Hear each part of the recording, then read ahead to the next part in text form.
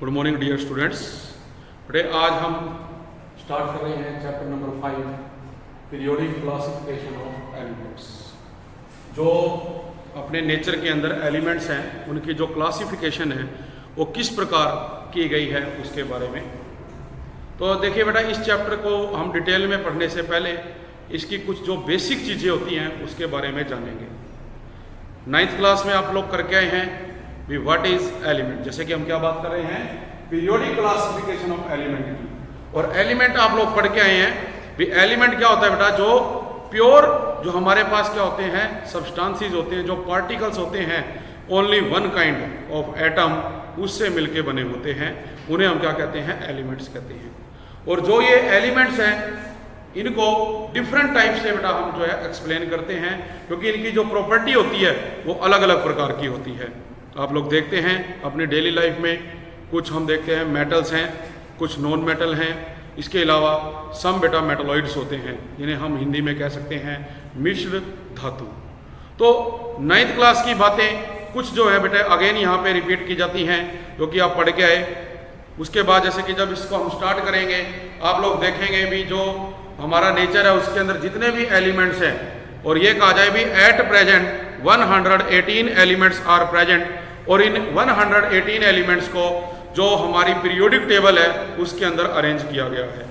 और जैसे हम बार बार इस वर्ड का यूज कर रहे हैं पीरियोडिक टेबल।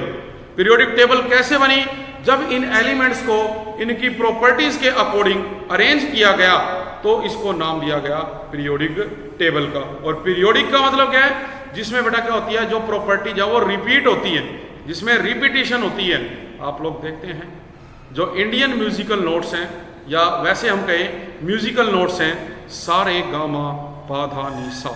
तो जो फर्स्ट एलिमेंट है और जो लास्ट है बेटा वो दोबारा देखें क्या हुआ, रिपीट हुआ। या हम अपनी डेली लाइफ में देखें भी जब आप स्कूल गए, जो सुबह आपका पीरियड लगा, नेक्स्ट डे वही पीरियड दोबारा रिपीट होगा, वही टीचर अगेन आपकी क्लास में आएगा। तो वही सारी बातें इसके अंदर चैप्टर के अंदर हम लोगों ने क्या करनी है, स्टडी करनी है। डिफरेंट साइंटिस्ट हुए जिन्होंने अलग अलग बेटा इनके बेस पर डिस्कवरी की, और जो उन्होंने डिस्कवरी की उसके बेस पे जो अलग अलग प्रॉपर्टीज थी उसके बारे में उन्होंने बताया। इसमें हम कह सकते हैं जैसे कि आप प्रेशर की भी बात कर सकते हो, टेम्परेचर की बात करोगे, तो जो एलिमेंट्स हैं वो डिपेंड कर जाएंगे उनकी प्रॉपर्टीज के ऊपर।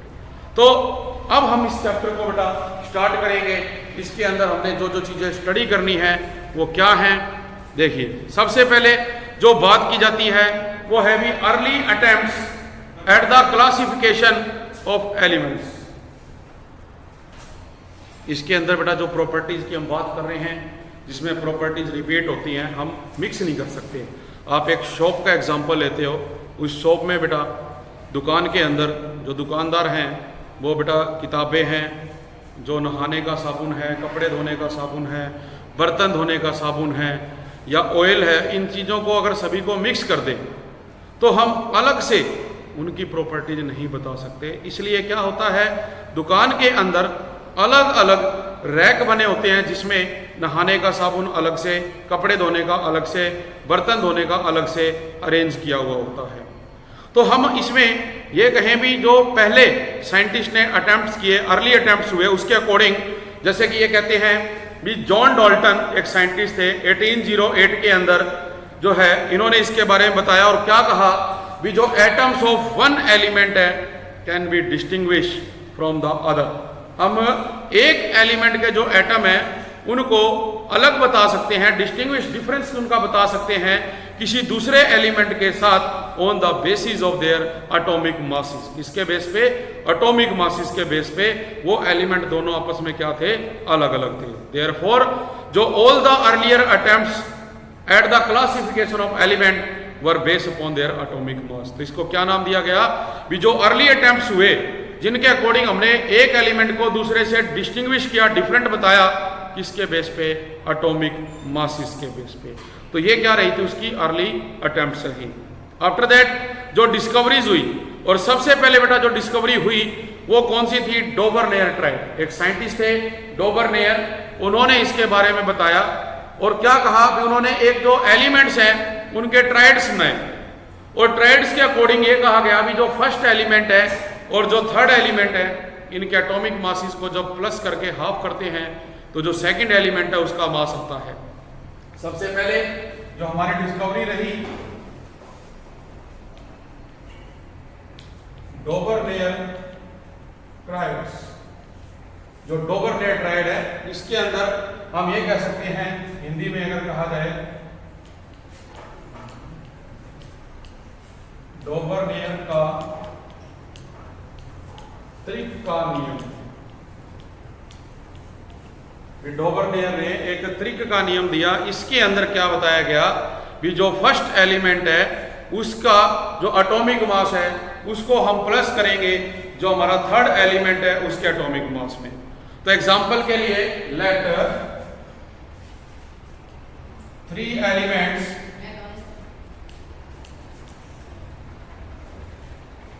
Lithium, sodium,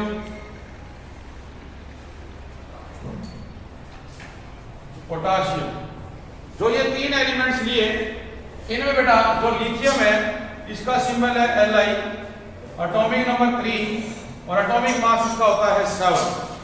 sodium atomic number 11 और जो एटॉमिक मास हम मान के चलते हैं वो क्या है उसका x, जो कि हमें कैलकुलेट करना है। पोटाशियम में आप देखते हैं एटॉमिक नंबर 19 और एटॉमिक मास इसका कितना है 39। तो डोबरनेयर ने क्या कहा अपने नियम में, atomic mass of first element plus atomic mass of second element, sorry third element,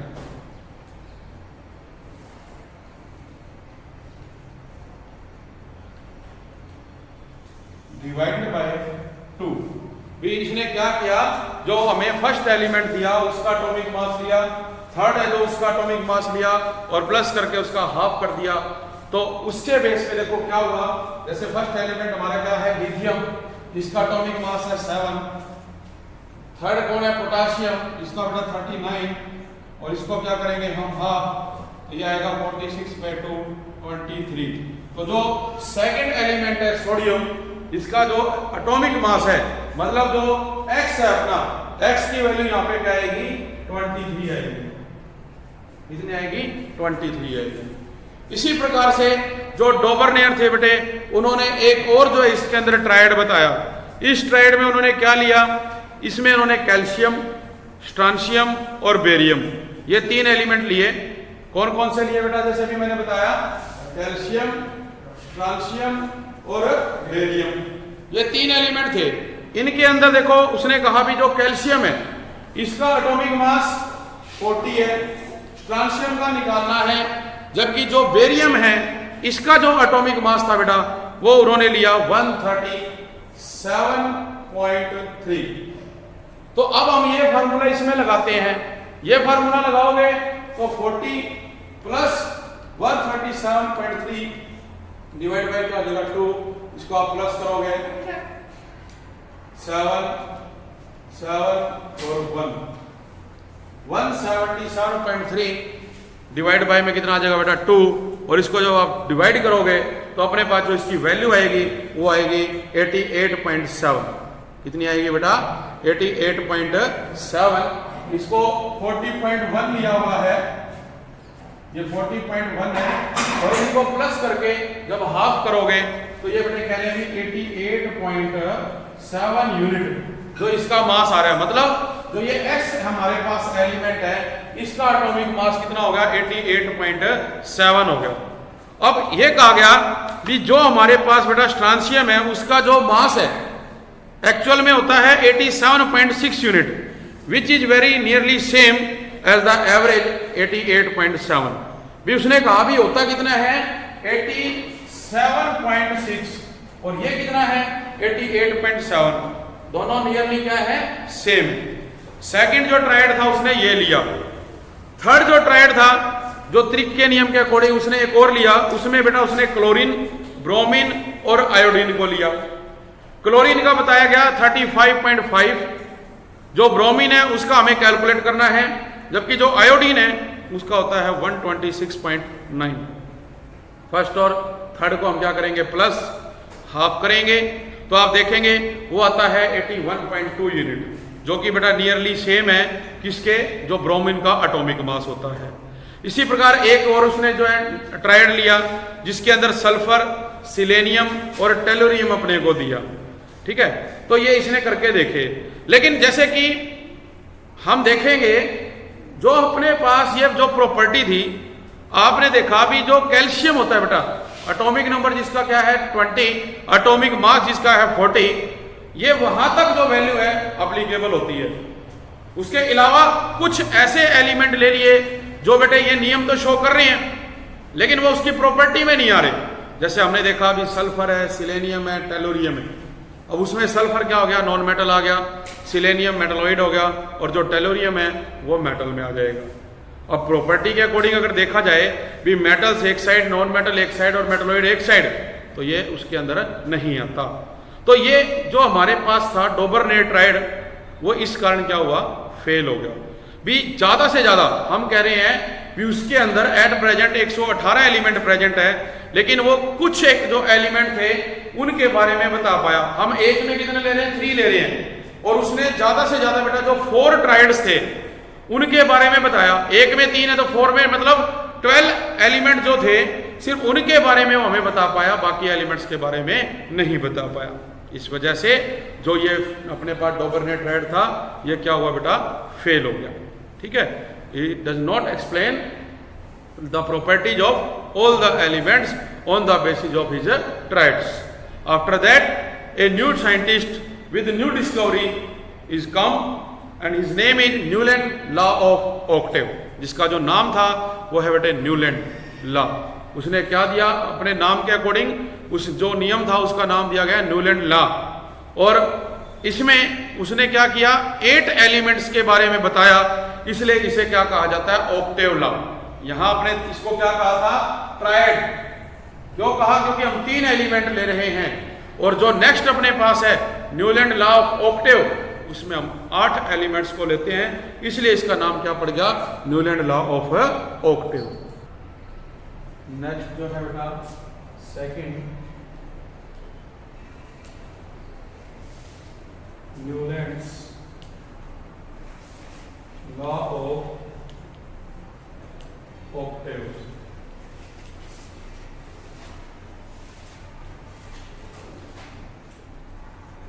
Newland का अष्टक का नियम।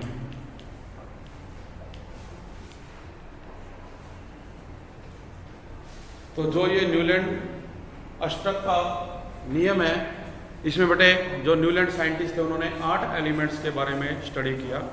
क्या कहा, देखिए भी जो आइडिया ऑफ डोबरनेट ट्रायड है उसने एंकरेज किया, मतलब प्रोत्साहित किया साइंटिस्ट को, केमिस्ट को, टू सर्च अदर ट्रेंड्स। मतलब जब वो फेल हो गया तो उससे कुछ प्रोत्साहन भी मिला साइंटिस्ट को, और जिससे बेटा प्रोत्साहित होके उन्होंने आगे जो सर्च है, खोज है, वो जारी रखी between the properties of elements and their atomic masses. जो प्रॉपर्टीज थी एलिमेंट्स की और उनके जो एटॉमिक मासेस हैं उनके बेस पे। तो इन 1866 जॉन अलेक्जेंडर न्यूलैंड, जो कि इंग्लैंड का रहने वाला साइंटिस्ट था, उसने अरेंज किया इन नॉन एलिमेंट्स को in order of increasing atomic masses. Newland ने क्या किया, Newland arrange the elements according to their increasing atomic masses।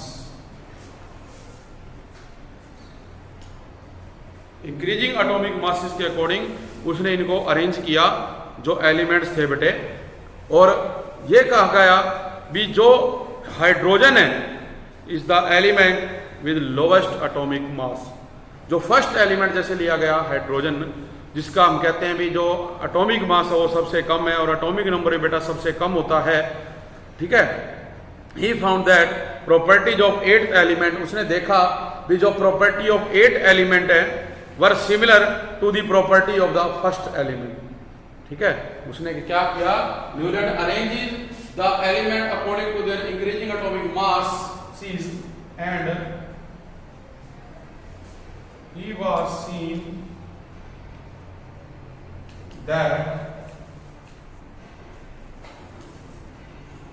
properties of first element is similar to the properties of 8th element। जो first element है उसकी जो property है, जो 8वां element था उसकी प्रॉपर्टी की तरह क्या है, सिमिलर है। ये बटा उसने जो है ऑब्जर्व किया, तो इसलिए इसको नाम क्या दिया गया, न्यूलैंड्स लॉ ऑफ ऑक्टेव। तो क्या कहा, when elements are arranged in a horizontal rows, देखिए जो हॉरिजॉन्टल है वो क्या होगा जब आप लेफ्ट से राइट जाते हो, और वर्टिकल क्या होता है जब आप टॉप से बॉटम आते हो। तो न्यूलैंड ने क्या किया, इन एलिमेंट्स को हॉरिजॉन्टली रो में अरेंज किया इन order of their increasing atomic मास, जैसे कि मैंने पहले बताया। तो जो बेटा प्रॉपर्टीज ऑफ एवरी 8 एलिमेंट है were similar to the first one, like the 8 note of a musical notes. जिस तरह से कहता है भी जो म्यूजिकल नोट्स होते हैं हमारे वो क्या होते हैं, सेम होते हैं, लाइक म्यूजिकल नोट्स आप देखते हैं सा रे गा मा पा धा नी सा। ये देखो बेटा यहाँ पे ये क्या होगी, रिपीट होगी। फिर तुम यहाँ से स्टार्ट करोगे तो इस वाले की अगले से सेम होगी, इसकी अगले से सेम होगी। तो ऐसे क्या होगा, फर्स्ट की 8 के साथ प्रॉपर्टी रिपीट होती जाती है। तो इसको क्या नाम दिया गया, न्यूलैंड लॉ ऑफ ऑक्टेव का नाम दिया गया, ठीक है। तो अपने पास जो लिथियम है has the first element, then 8 element from it will be sodium. अब इसमें ये कहें कि हम ले किसको, क्योंकि अभी जैसे हम पढ़ेंगे जो अपनी पीरियोडिक टेबल है बेटा वो स्टार्ट कहां से होती है, हाइड्रोजन से। इसके बाद क्या है, lithium, sodium, potassium, rubidium, caesium और फ्रेंशियम, ठीक है। इसमें जो ये हाइड्रोजन है जब इसकी डिस्कवरी की गई थी तो इसको एक टिपिकल एलिमेंट का नाम दिया गया, बिकॉज इसकी जो प्रॉपर्टीज है, जो ये फर्स्ट ग्रुप था हमारा, और पीरियोडिक टेबल में एक हमारे पास बेटा क्या होता है 17th ग्रुप, जिसमें फ्लोरीन, क्लोरीन, ब्रोमीन और आयोडीन होते हैं।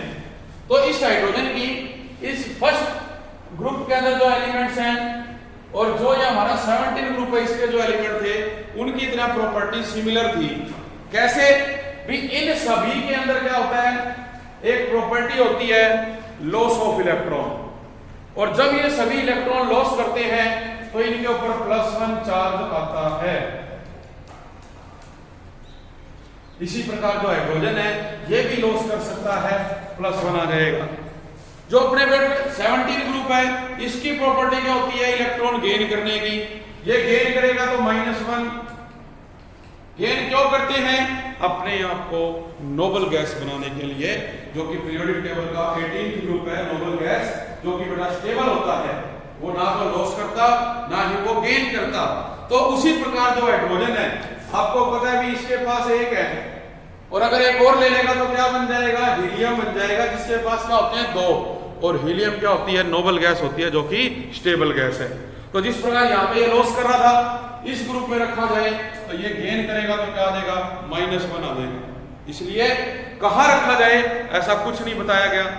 तो क्या किया गया, उन्होंने कहा एक ऊपर कोने में रख देते हैं इसको, जहां पे जरूरत पड़ेगी वहां इसका यूज किया जाएगा। लेकिन जो हमारे पास प्रॉपर्टी शुरू होती हैं, जो कि न्यूलैंड ने शुरू की बेटे एलिमेंट्स को लेके, वो कहां से शुरू की, लिथियम से शुरू की उसने। लिथियम क्या है, हमारा फर्स्ट एलिमेंट है, और उसके बाद जब उसकी प्रॉपर्टी रिपीट होती है तो कौन आएगा, सोडियम आएगा। लिथियम कितना है 7 होता है एटॉमिक नंबर। और हम क्या कह रहे हैं 8 एलिमेंट के बाद वो रिपीट होती है। आप 3 में 8 ऐड करो कितने हो जाएंगे 11। और सोडियम का एटॉमिक नंबर कितना होता है 11 ही होता है। फिर इसमें आप 8 और ऐड करो कितना हो जाएगा 19। फिर प्रॉपर्टी रिपीट होगी।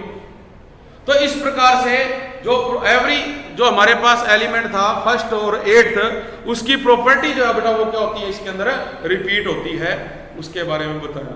लेकिन जैसे कि हमने देखा भी जो डोबर रे ट्रायड था फेल हुआ बिकॉज उसमें वो 3 और 4 जो ट्रायड्स है ओनली उनके बारे में बता पाए। इसी प्रकार यहां पर भी ये देखा गया भी जो ये न्यूलैंड लॉ ऑफ ऑक्टेव है ये बेटे कुछ एक एलिमेंट और हम कह सकते हैं अप्रोक्सीमेट जो कैल्शियम है वहां तक क्या था अप्लीकेबल था। उसके बाद ये भी जो है नेक्स्ट जो एलिमेंट थे उनकी प्रॉपर्टीज के बारे में एक्सप्लेन नहीं कर पाया, इसलिए ये क्या हुआ फेल हो गया। ठीक है, तो देखिए क्या कहा गया भी according to Newland law of octave जो 2 elements should have similar property, लेकिन एक्चुअली में it has been found that ये देखा गया भी जो मैग्नीशियम और कैल्शियम है हैव सिमिलर केमिकल प्रॉपर्टी, भी उनकी जो प्रॉपर्टी जो वो क्या होती है सिमिलर होती है। इन ए सिमिलर वे हम कहेंगे भी जो फर्स्ट एंड 8 एलिमेंट है उनकी प्रॉपर्टी सिमिलर होती है।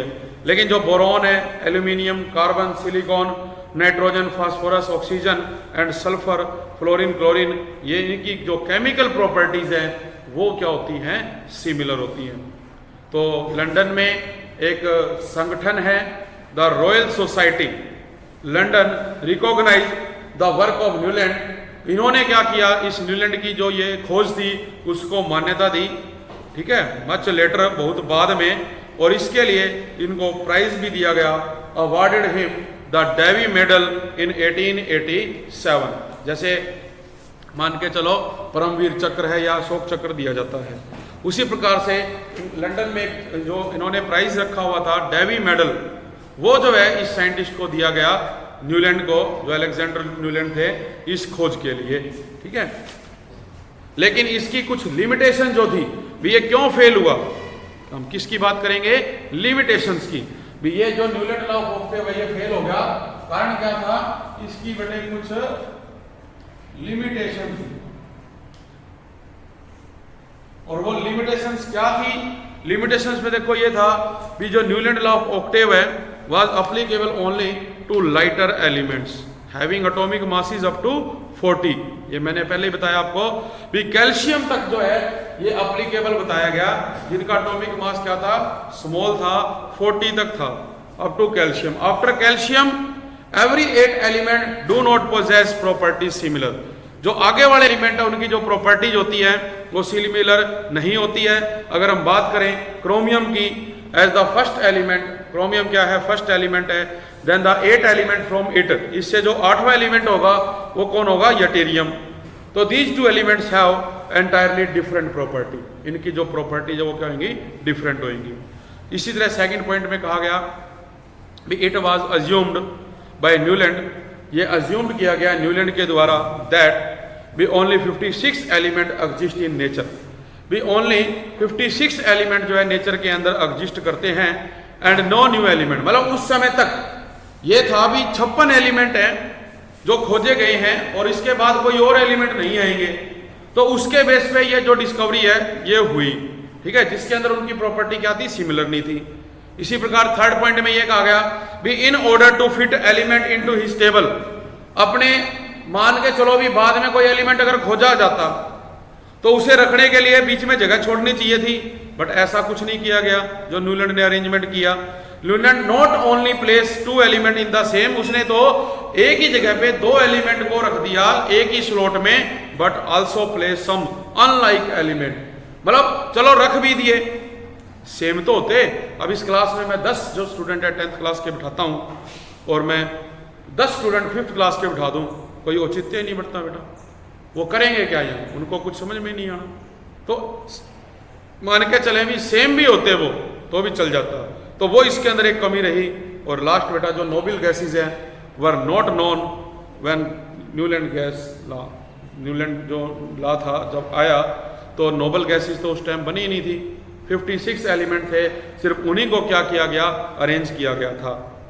तो when noble gases were discovered around the year 19th century, 19वीं शताब्दी के अंदर जब इनकी खोज हुई तो जो प्रॉपर्टी ऑफ 8 एलिमेंट है पर नो लॉन्गर, तो वो और भी अब जो है सिमिलर नहीं रही किससे, जो फर्स्ट एलिमेंट था। तो इसके बेस पे जो न्यूलैंड लॉ ऑफ ऑक्टेव था वो फेल हुआ और ये उसकी क्या रही बेटा, लिमिटेशंस रही। तो आज हमारा लेक्चर रहेगा इतना ही, नेक्स्ट करेंगे बेटे हम नेक्स्ट लेक्चर में। Thank you very much.